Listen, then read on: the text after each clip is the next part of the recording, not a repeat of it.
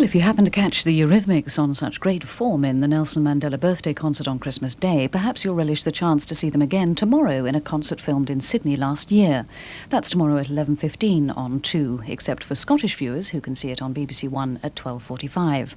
Also in Sydney, David Bowie in a concert filmed on the Australian leg of his Glass Spider tour. That follows the Eurythmics at 12:50. And again, for anyone north of the border, it can be seen at 3 in the morning on BBC One, doubtless after all the Hogmanay festivities.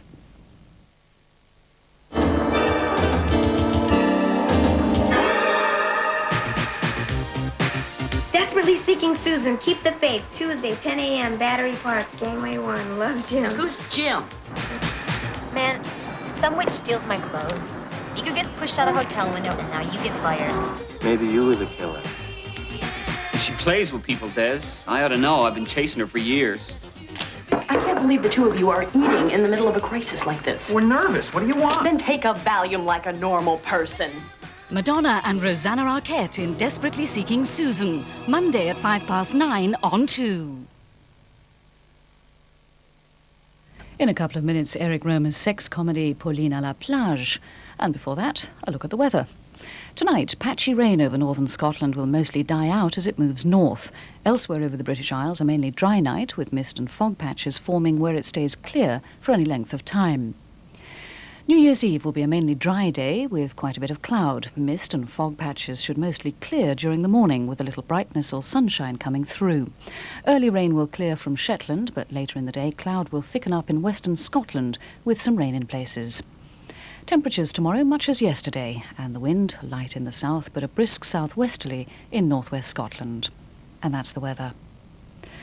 And now you're faced with a choice of films. Over on BBC One in just over 10 minutes, William Holden, Don Taylor and Otto Preminger star in Stalag 17, Billy Wilder's wry comedy of life behind the barbed wire for American GIs in a German prisoner of war camp. And here on 2, from the maker of Claire's Knee and My Night at Maud's, Eric Rohmer paints a picture of the holiday season drawing to a close in Normandy. Time left for a little mischief-making in Pauline à la Plage.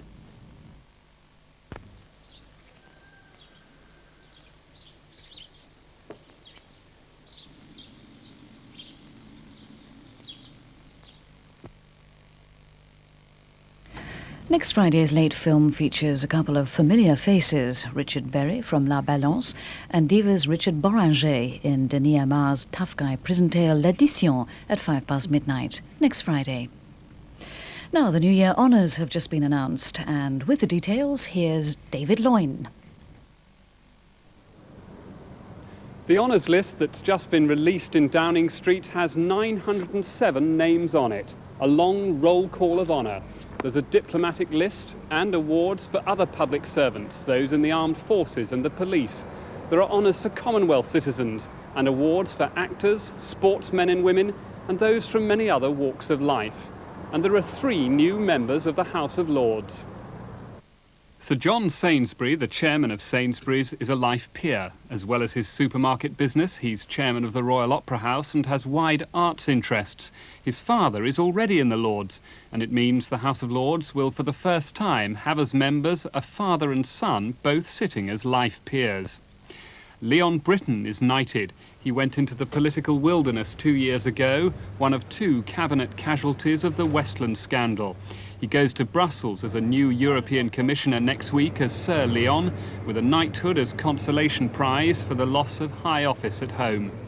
Other political honours include a peerage for Sally Oppenheim Barnes. Once a government minister, she's now chairman of the National Consumer Council.